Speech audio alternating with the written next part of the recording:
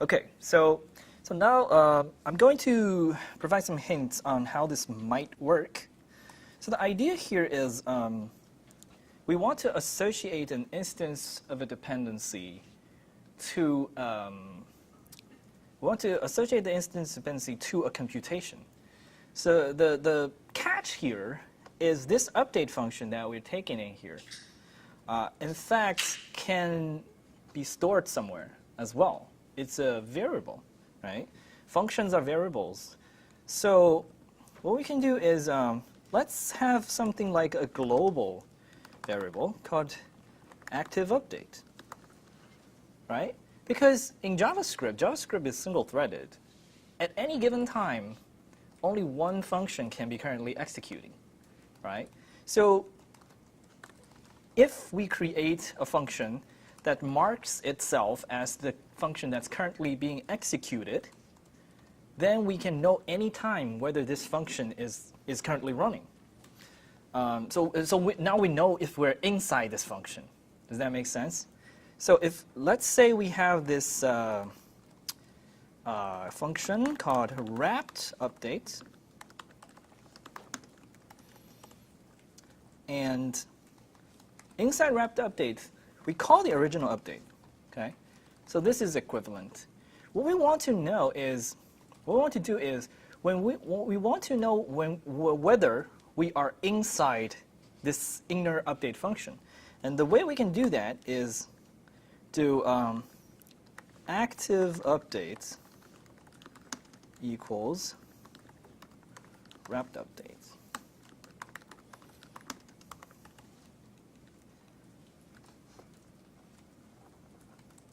So let's think about what we have achieved here. Whenever we call wrapped update, and the code inside this update function executes, any functions or any code being called or executed inside this update function, they're guaranteed to be able to access this outer wrapped update function via the active update global variable. So if we do this, and let's say auto run a function, oops. So now we can check active update here, right? This active update will always be pointing to the wrapped update that's created for this one. Does that make sense? So this is the current. This variable will always point to something that references this. But what's more important is when we call dep.depend here, right?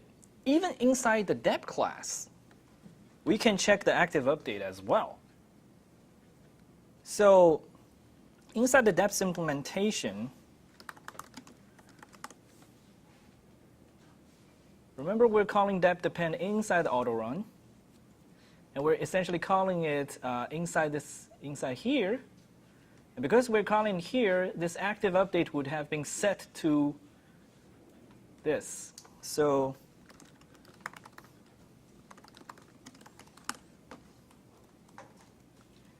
if active update, we need to register the current active update as a subscriber. And what the notify function does is run all subscriber functions.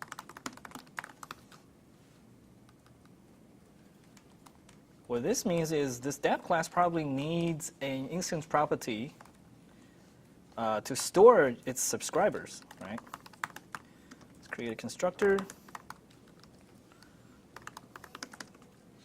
So we can use an array, but array requires some deduping, so we'll use the ES6 set, which is easier.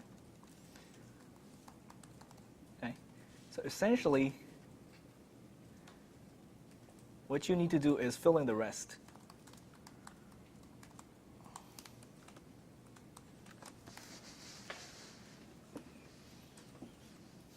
I'll make it smaller so you can see.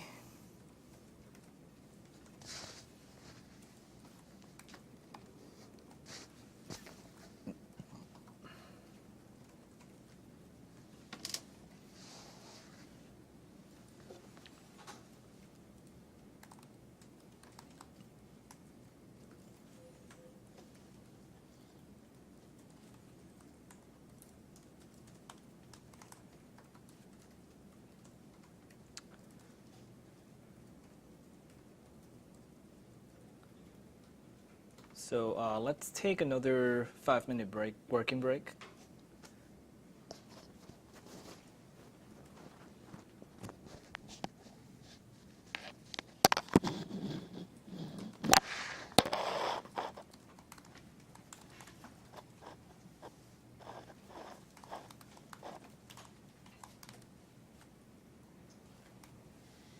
It's 5 minutes, we can just keep it going.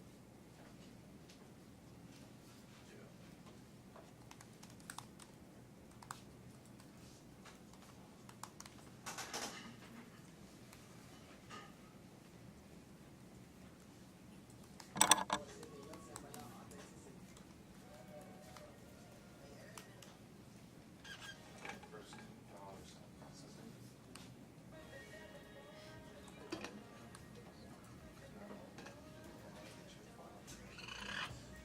Oh, awesome. So just working.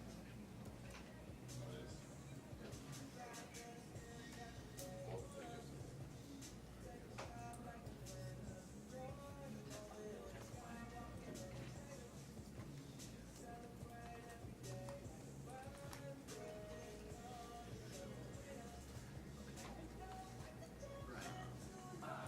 Here,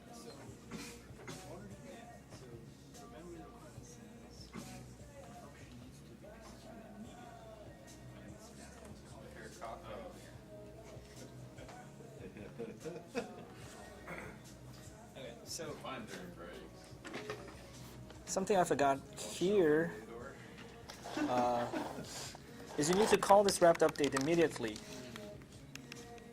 So that would essentially perform the initial round of dependency collection.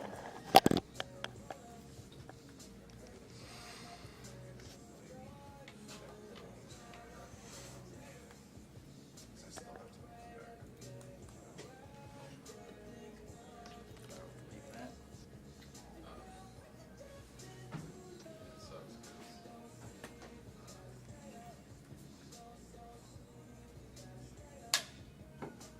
local startup code 42 used to just be a great solution. Really? Very cool and like great tables of data. But it's all that. Yeah, but okay, we still have one point of failure. We go to figure out that's it. No other backup for that. I didn't know that was gotcha.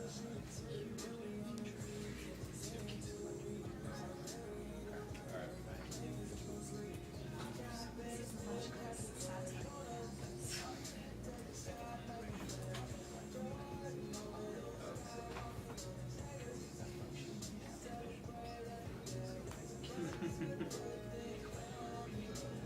Syntax error somewhere.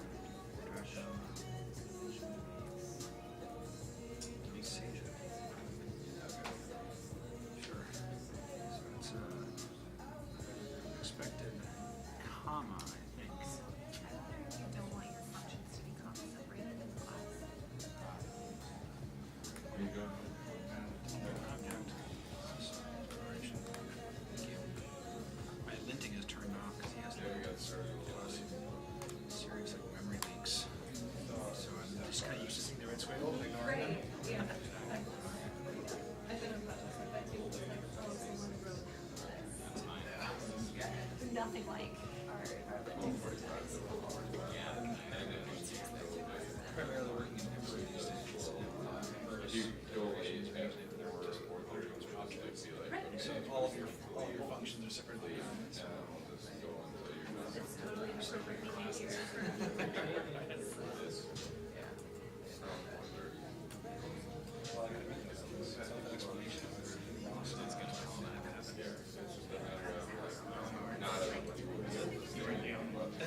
Family or whatever, right? So that's probably half of the function cut off at 4:30.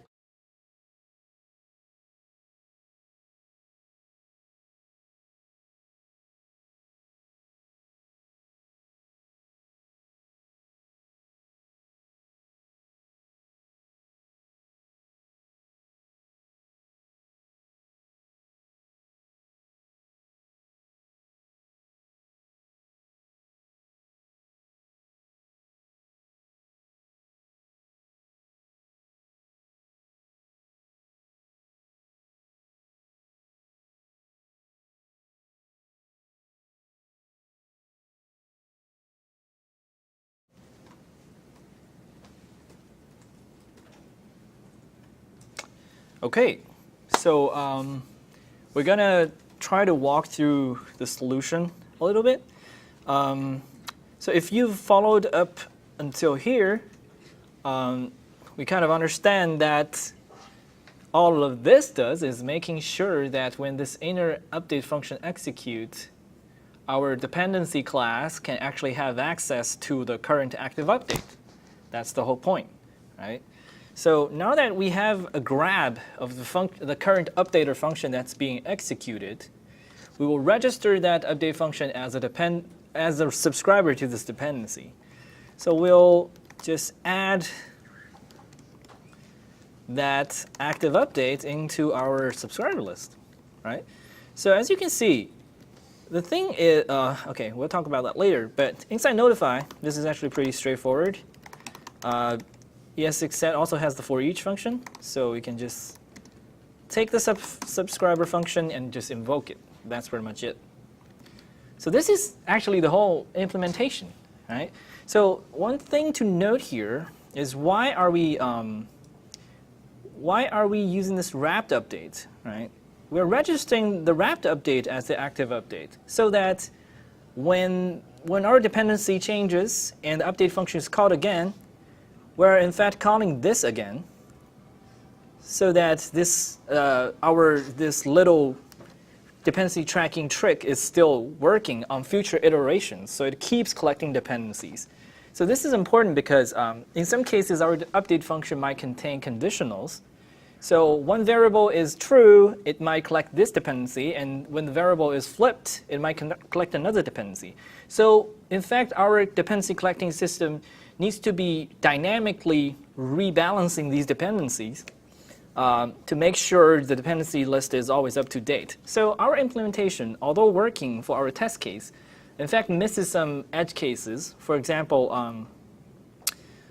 when you call we need to clean up stale dependencies. So if the execution no longer depends on a certain dependency, we need to actually clean it up. This is not accounted for in this simple implementation. And then there's the question of how to deal with arrays, right? And the question of how to deal with newly added properties. So these are much more complex questions. And if you're interested, you should probably read the source code of Vue to figure that out. But due to the time here, we're going to move on with this simple version of it. So let's go into exercise 3. Now is the time to put the previous two exercises together, okay? And it's actually going to be simpler than you think. So let's combine the previous two functions. So currently we have convert function from exercise 1. We have the auto run function from exercise 2. So let's rename convert into observe, all right? So what observe does is just take any object, observe it, converting them into getters and setters. And inside getters and setters, we can do something with dependencies, right? And then the auto run just remains the same from the previous exercise. So we're reusing the depth class and auto run function from exercise 2. And then what we need to do is copy over convert from exercise 1 and modify it so that we hook up the dep.depend and dep.notify calls into the getters and setters.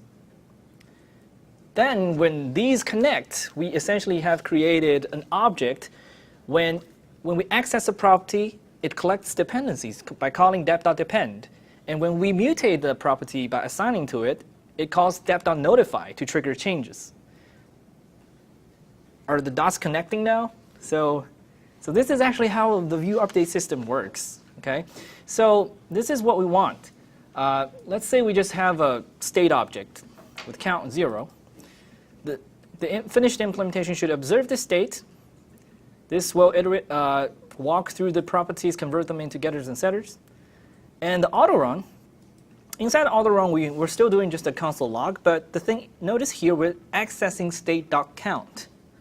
This is just a normal access. But if we have converted the object into getters and setters, this will be invoking the getter here, right? And this is the opportunity where we should call dep.depend.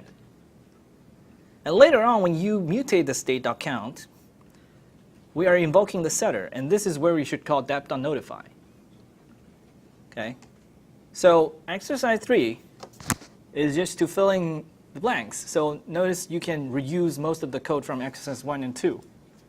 And it should be pretty straightforward up to this point. Okay, let's give it another 10 minutes.